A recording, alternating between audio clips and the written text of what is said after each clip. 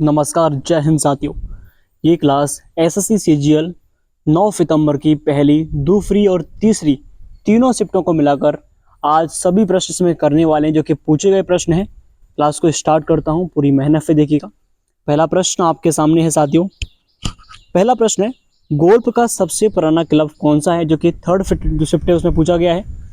तो याद रखना है साथियों, गोल्फ का सबसे पुराना क्लब कौन सा है। रॉयल ब्लैक कोलकाता में है। उसका नाम क्या है, रॉयल ब्लैक है और कहाँ पर है, कोलकाता में है, जो कि पश्चिम बंगाल। आप समझ चुके हैं। अगले प्रश्न की ओर बढ़ते हैं। अगला प्रश्न आया था, साइंस एंड टेक्नोलॉजी मिनिस्टर 2024 वर्तमान में कौन है। ये प्रश्न करंट अफेयर्स का प्रश्न है।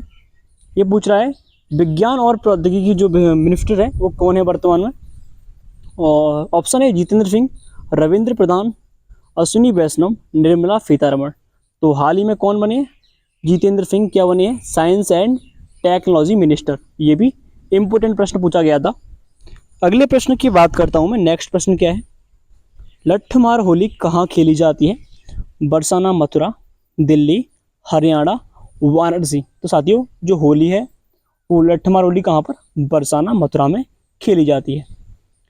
साथियों अगले प्रश्न की बात करूं, अगला प्रश्न क्या पूछा गया, 2011 की जनगणना के अनुसार महिला श्रमिकों की प्रतिशत संख्या कितनी है। ऑप्शन ए 25.6%, 38%, 37%, 44%।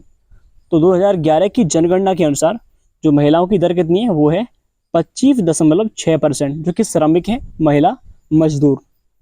अगला प्रश्न आपसे पूछा गया था, लू किस दिशा में चलती है। ऑप्शन ए पश्चिम से पूर्व, पश्चिम से पश्चिम, दक्षिण, पश्चिम से उत्तर। तो लू जो है यानी कि हवा, वायु, वो पश्चिम से पूर्व की ओर चलती है। ये प्रश्न आपसे पूछा गया था, ये भी याद रखना है।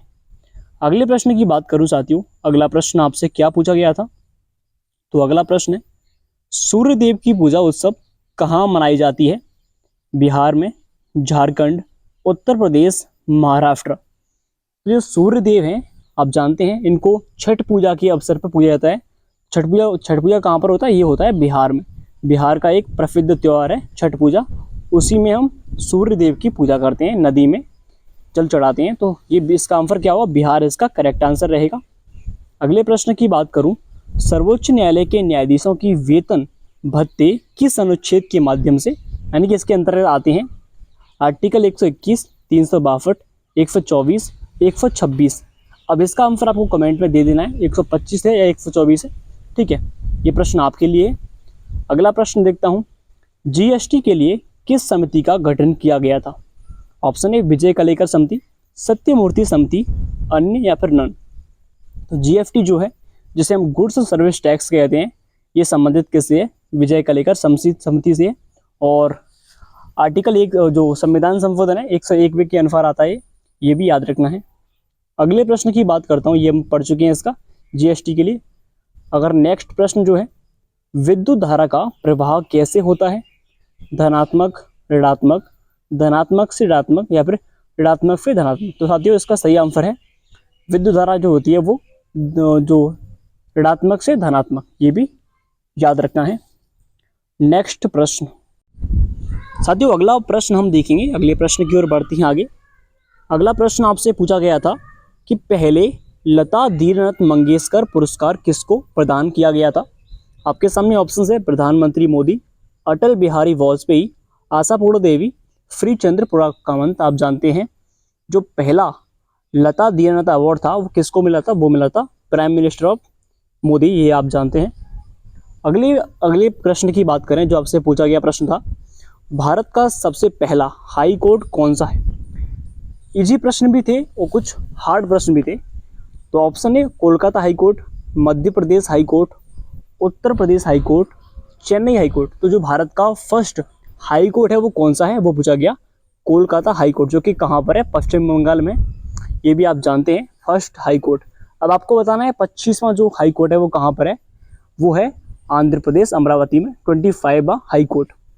अगले बार प्रश्न की बात करूं, महाराजा प्रताप सिंह विश्वविद्यालय का उद्घाटन कहाँ किया गया। Option A Aligarh Uttar Pradesh, Meerut, Chennai, Hyderabad. जो महाराजा प्रताप सिंह विश्वविद्यालय है उसका उद्घाटन कहाँ पर हाल ही में हुआ है, अलीगढ़ उत्तर प्रदेश में। करंट अफेयर्स के प्रश्न भी आए हैं और कुछ और स्टैटिक जीके ही पोर्शन है, लेकिन करंट अफेयर्स के हर शिफ्ट में 3 से 4 प्रश्न पूछे गए हैं, ये भी याद रखना है आपको। तो जो महाराजा प्रताप सिंह विश्वविद्यालय कहाँ पर है? अलीगढ़ उत्तर प्रदेश में है। अगले प्रश्न की बात करूं, हर्षवर्धन किस वंश से संबंधित थे? वंश के प्रश्न भी आपसे पूछे गए हैं हिस्ट्री में। तो हर्षवर्धन किस वंश से संबंधित थे? ऑप्शन ए पल्लव वंश, वर्धन वंश, संगम वंश, तुलु वंश। जो हर्षवर्धन है वो किस वंश के हैं? वो है वर्धन वंश के, ये भी याद रखना है। एक हर शिफ्ट में एक ही प्रश्न आए थे, लेकिन सेकंड शिफ्ट में कोई प्रश्न नहीं आया इसका, सॉरी फर्स्ट शिफ्ट में। तो हर्षवर्धन किससे हैं? वर्धन वंश से। दोस्तों तो आगे चलते हैं अगले प्रश्न की ओर, जो आपसे पूछा गया प्रश्न है, भारतीय संविधान रिट जारी करता है। ये प्रश्न इंपोर्टेंट था, जो कि संविधान के अनुच्छेद यानी कि आर्टिकल से पूछा गया प्रश्न था। तो भारतीय संविधान रिट जारी करता है 5 प्रकार की, और वो भी अनुच्छेद 32 के तहत, आर्टिकल 32 के तहत 5 प्रकार की रिट जारी करता है, जिनका नाम आप जानते हैं, परमादेश, बंदी प्रत्यक्षकरण, और भी 5 हैं, ये भी याद रखना है, जो कि पूछ सकता है। और इसी आर्टिकल को, आर्टिकल 32 को डॉक्टर भीमराव अंबेडकर ने संविधान की आत्मा कहा, ये भी आप जानते हैं। और ये आर्टिकल सुप्रीम कोर्ट से संबंधित है, ये भी आप जानते हैं। सुप्रीम कोर्ट 5 प्रकार की रिट जारी करता है। अगले प्रश्न की ओर बढ़ते हैं। टेबल टेनिस में गेंद का वजन कितना होता है? ऑप्शन ए 3 ग्राम, 5 ग्राम, 6 ग्राम, 2.5 से 2.7 ग्राम। तो टेबल टेनिस में वजन कितना होता है, ये प्रश्न आपसे पूछा गया था। तो 2.5 से 2.7 ग्राम तक इसका वजन होता है। टेबल टेनिस जिसको हम खेलते हैं, ये भी याद रखना है, ये पूछा गया था। अगले प्रश्न की बात करूं, सिडबी की स्थापना कब की गई थी? जो सिडबी बैंक है, इसकी स्थापना कब हुई थी? 1990, 1940, 1948, 1945। तो फातियों जो सिडबी बैंक है, इसकी स्थापना 1990 में की गई, ये भी याद रखने हैं आपको, इंपोर्टेंट प्रश्न है आपके लिए। अगला प्रश्न है आपसे जो पूछा गया था, जो कि मॉडर्न हिस्ट्री का प्रश्न था, आधुनिक इतिहास का। अलाउद्दीन खिलजी के तहत, सॉरी ये मध्यकालीन इतिहास का प्रश्न है। अलाउद्दीन खिलजी के तहत दक्षिण भारत अभियान शुरू किया गया था कब? देवगिरी 1296, आगरा में, या मथुरा, या दिल्ली। जो अलाउद्दीन खिलजी था उस टाइम पर उसने दक्षिण भारत अभियान स्टार्ट किया था, जो कि देवगिरी में 1296 में स्टार्ट किया, ये भी याद रखना है। अगला प्रश्न आपसे पूछा गया, दोआब क्षेत्र स्थित है कहाँ पर? गंगा और यमुना के मैदान का क्षेत्र है, या फिर नर्मदा नदी का क्षेत्र है, या फिर सतलुज नदी का क्षेत्र है, कावेरी नदी का क्षेत्र है? जो दोआब क्षेत्र है वो कहाँ का? गंगा और यमुना के मैदान का क्षेत्र है, दोआब क्षेत्र। ये भी प्रश्न पूछा गया आपसे, इंपोर्टेंट प्रश्न है। अगले प्रश्न की ओर बढ़े। WPL जिसे वुमेन प्रीमियर लीग कहते हैं, 2023 का, क्योंकि 2023 में ये स्टार्ट हुआ था, इसलिए पूछा गया आपसे पहली बार। तो 2023 का पहला मैच कहाँ पर हुआ, कौन से स्टेडियम में? Option A DY Patil stadium Mumbai, option B Gujarat stadium, या फिर कोलकाता स्टेडियम में, या फिर नन। तो साथियों जो WPL है, वुमेन प्रीमियर लीग, 2023 में स्टार्ट होता है, क्योंकि पहली बार DY पाटिल स्टेडियम मुंबई में ये स्टार्ट होता है, ये भी याद रखना है। अगले प्रश्न की ओर बढ़ते हैं, उससे पहले देखिए अगला प्रश्न। ये अगला प्रश्न आपसे पूछा गया था, सेकंड शिफ्ट का है। गगन नारंग 2012 के ओलंपिक में कांस्य पदक इन्होंने जीता था, उनका संबंध किस खेल से था? 2012, यानी कि स्टैटिक जी के बहुत पूछता है आपसे, स्पोर्ट्स के भी। तो ऑप्शन है क्रिकेट की, शूटिंग, कबड्डी, हॉकी। तो जो गगन नारंग है, जिन्होंने 2012 में ओलंपिक में ब्रॉन्ज मेडल जीता, उनका संबंध कैसे है? शूटिंग, यानी कि निशानेबाजी, ये भी याद रखना है, इंपॉर्टेंट। आपको इसी प्रकार से स्पोर्ट्स में जितने भी पुराने खेल हैं, उनके बारे में पदक हैं, वो आपको सबको पढ़ लेने हैं अपने। अगर आपका पेपर आगे आने वाली शिफ्टों में है तो ध्यान से पढ़ना है। इजी मॉडर्न आ रहा है, याद रखने से, इजी टू मॉडर्न पहला है ना, प्रीलिम्स, इसलिए। हरित क्रांति का, सॉरी जो अगला प्रश्न है, हरित क्रांति किस व्यक्ति से संबंधित है, यानी कि हरित क्रांति के जनक किन्हें माना जाता है? Option A MS Swaminathan, Harishchandra, Ravi Kishan, Om Prasad. तो साथियों जो हरित क्रांति है, आप जानते हैं MS स्वामीनाथन को इनका जनक कहते हैं, हरित क्रांति का जनक MS स्वामीनाथन, ये भी ज्ञात ही होगा आपको। अगर अगले प्रश्न की ओर बढ़ते हैं, नेक्स्ट प्रश्न आपके सामने है, भारतीय संविधान का अनुच्छेद 360 संबंधित है किससे? यानी कि इंडियन जो कॉन्स्टिट्यूशन है उसका 360 आर्टिकल किससे संबंधित है? ऑप्शन ए वित्तीय आपातकाल, राष्ट्रीय आपातकाल, राष्ट्रपति शासन, नन। तो अनुच्छेद 360 क्या है? वित्तीय आपातकाल से संबंधित, आप जानते हैं इस बात को। अब बढ़े अगले प्रश्न की ओर। तो देखिए अगला प्रश्न आपसे क्या पूछा गया था, ये हमारा थोड़ा सा बैनर है, इसको भी याद रखना है। आगे बढ़ते हैं अगले प्रश्न की ओर। अगला प्रश्न आया था आपका, नील दर्पण पुस्तक किसके द्वारा लिखी गई है? ये पुस्तक आई थी, बहुत ही इंपोर्टेंट प्रश्न पूछा गया था। ऑप्शन है दीनबंधु भगत सिंह की है, महात्मा गांधी की, जीवन प्रीत। तो ये आप जानते हैं नील दर्पण जो पुस्तक है दीनबंधु ने लिखी थी, ये भी याद रखना है, जो कि एक स्वतंत्रता सेनानी थे, ये भी इंपोर्टेंट बात है। अगले प्रश्न की बात करूं कि अगला प्रश्न क्या आया था, महेंद्र देव बर्मन का संबंध किस वंश से है? मैंने कहा था वंश के प्रश्न हर शिफ्ट में एक ना एक पूछ ही रहा है, तो वंश आपको सब पढ़ लेने हैं। मैं झूठ नहीं बोल रहा हूँ, सब प्रश्नों का मैंने जितने भी लोगों के एनालिसिस किए हैं उसके बाद ही ये शिफ्ट तैयार की है। तो महेंद्र देव बर्मन जो है, आप जानते हैं ये पल्लव वंश के एक महान शासक थे, पल्लव वंश। ठीक है, तो जितने भी मोस्ट इंपोर्टेंट बन सकते हैं, जितने भी सब आपको याद करने हैं। अगर आपका एग्जाम दूर है आपके परीक्षा से तो ये भी याद रखना है। अगले प्रश्न की ओर बढ़ता हूँ साथियों। अगला प्रश्न क्या कहता है?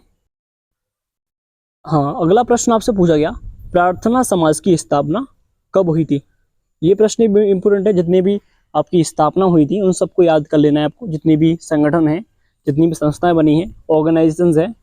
तो जो प्रार्थना समाज की स्थापना 31 मार्च 1862, 15 मार्च 1821, 16 सितंबर 1852, 18 अगस्त 1823। तो प्रार्थना समाज की स्थापना होती है 31 मार्च 1867 को, ये भी याद रखना है साथियों, जो कि प्रार्थना समाज की स्थापना है। अगर बढ़ूँ मैं अगले प्रश्न की ओर आगे, अगला प्रश्न था 2023 में तमिलनाडु के मुख्यमंत्री कौन थे? एक वर्ष से अगले जो पिछला वर्ष है उसकी करंट अफेयर्स पूछ रहा है आपको, ये भी याद रखना है। 2023 में तमिलनाडु में सीएम कौन बने थे? एम.के. स्टालिन थे, चंद्रशेखर है, अशोक गहलोत, नीतीश कुमार। आपको जितने भी मुख्यमंत्री हैं राज्यों के उनको भी देख कर जाना है, पढ़कर, पुराने भी और नए भी। एक वर्ष लेटेस्ट पुराने चाहिए, याद रखना है इस बात को। तो 2023 में कौन थे? एम.के. स्टालिन जो थे वहाँ के मुख्यमंत्री थे, ये तो आपको याद रखना ही है। आगे बढ़ता हूँ। अगला प्रश्न पूछा गया, भारतीय क्रिकेट कंट्रोल बोर्ड जिसे हम बीसीसीआई बोलते हैं, इसका मुख्यालय कहाँ पर स्थित है? मुंबई में है, तमिलनाडु में है, गुजरात में, उत्तर प्रदेश में। तो साथियों जो भारतीय क्रिकेट कंट्रोल बोर्ड है जिसे बीसीसीआई बोलते हैं, इसका मुख्यालय कहाँ पर है? मुंबई में। ये आपसे पूछा गया प्रश्न, ठीक है। अगर बढ़ते हैं अगले प्रश्न की ओर आगे, साथियों अगला प्रश्न आपके सामने है, लोसांग एक महोत्सव है जो मनाया जाता है कहाँ पर? सिक्किम में, अरुणाचल प्रदेश में, केरल में, नागालैंड में। तो लोसांग कहाँ का है? सिक्किम का एक महत्वपूर्ण त्यौहार है लोसांग, ये भी याद रखना है। अगर आपसे लोसर पूछता है तो लोसर कहाँ का? लद्दाख का है, ये कन्फ्यूजन मत करना, लोसर लद्दाख और लोसांग सिक्किम का है। अगला प्रश्न पूछा गया था, ब्याउला गिद्दा किस भारतीय राज्य में विवाह के दौरान किया जाने वाला एक लोकप्रिय लोक नृत्य है? तो गिद्दा आप जानते हैं कहाँ का है? उड़ीसा का है, गुजरात का है, पंजाब, झारखंड। तो गिद्दा कहाँ का है? गिद्दा है पंजाब का एक। अगर यहाँ पर ब्याहुला लगाता है गिद्दा, गिद्दा वैसे फेमसली कहाँ का है? पंजाब का है। उसके आगे कुछ भी लगे तो गिद्दा जो होगा वो पंजाब का ही रहेगा, ये बात याद रखना है। आगे बढ़ता हूँ। विभाजन विभीषिका स्मृति दिवस कब मनाते हैं? 15 अगस्त, 14 अगस्त, 26 जनवरी, 2 अक्टूबर। जो विभाजन विभीषिका स्मृति दिवस है वो मनाते हैं 14 अगस्त को, ये भी याद रखना है साथियों, ये इंपोर्टेंट प्रश्न आपके सामने। अगला प्रश्न, निम्नलिखित में से किस प्रतिष्ठित व्यक्ति को सबसे पहले ज्ञानपीठ पुरस्कार मिला था? 100% पेपर में आया ये कई बच्चों ने बताया मुझको। Option A Pratibha Devi Singh Patil, Ashapura Devi, Vijay Lakshmi Pandit, Margaret Alva. तो जो प्रतिष्ठित व्यक्ति हैं जिनको ज्ञानपीठ पुरस्कार मिला है उनका नाम क्या है? आशापुरा देवी है, जिनको पहला ज्ञानपीठ पुरस्कार मिला है, ये भी नोट पॉइंट करना है आपको। अगर बात करूं अगले प्रश्न की, अगला प्रश्न ये पूछा गया, भारतीय संविधान के जनक के रूप में किसे जाना जाता है? ये प्रश्न इंपोर्टेंट, बिल्कुल इजी है, आप पर आने चाहिए। ऑप्शन है Mahatma Gandhi, doctor Rajendra Prasad, M.N.. Roy, doctor Bhimrao Ambedkar. जो भारतीय संविधान के जनक है वो हैं डॉक्टर भीमराव अंबेडकर, जो आपसे हाल ही के प्रश्न में पूछे गए हैं। और इन्होंने ही डॉक्टर भीमराव अंबेडकर ने आर्टिकल 32 को संविधान की आत्मा कहा, ये भी याद रखना है। अगला प्रश्न आपसे पूछा गया था, कौन सी परियोजना मन्नार की खाड़ी और पाक जल डमरू मध्य को जोड़ती है? राम गंगा बहुउद्देशीय परियोजना, शरावती परियोजना, सेतु समुद्रम परियोजना, कुंडह परियोजना। तो जो मन्नार की खाड़ी और पाक जल डमरू मध्य को जोड़ती है उसका नाम है सेतु समुद्रम परियोजना। इंपोर्टेंट प्रश्न। अगले प्रश्न की ओर बढ़ते हैं साथियों। बिहार केसरी के नाम से किसे जाना जाता है? राजेंद्र प्रसाद, श्री कृष्ण सिन्हा, कर्पूरी ठाकुर, लाला लाजपत राय। तो साथियों बिहार केसरी आप जानते हैं बिहार के पहले मुख्यमंत्री थे, इनको बिहार केसरी कहते हैं। उनका नाम है श्री कृष्ण सिन्हा। इनका फर्स्ट नेम था बिहार केसरी और इनका नाम इसलिए पड़ा क्योंकि इनको श्री बाबू भी कहते हैं, क्योंकि ये बिहार के सबसे लोकप्रिय नेता भी रह चुके हैं और पहले हैं 1951 से 1961 तक रहने वाले ये नेता थे, ये भी याद रखना है आपको। हाँ, अगला प्रश्न था, कौन सा भारतीय वित्तीय संस्थान शेयर बाजार में निवेशकों की सुरक्षा करता है? बॉम्बे स्टॉक एक्सचेंज, भारतीय रिजर्व बैंक, भारतीय प्रतिभूति और विनिमय बोर्ड, नेशनल स्टॉक एक्सचेंज। तो आप जानते हैं वित्तीय संस्थान शेयर बाजार में निवेशकों की सुरक्षा कौन करता है? भारतीय प्रतिभूति और विनिमय बोर्ड। इसका सही आंसर होगा। तो आज के लिए इतना ही काफ़ी है। जो प्रश्न आपसे जितने पूछे गए मुझसे जितना बन सका आपके लिए मैंने खोजे थे। अगर आपको कुछ भी अच्छा लगा है तो प्लीज़ वीडियो को लाइक कीजिए और ऐसी ही वीडियो के लिए चैनल को सब्सक्राइब कीजिए। Thank you so much. जय हिंद, जय भारत।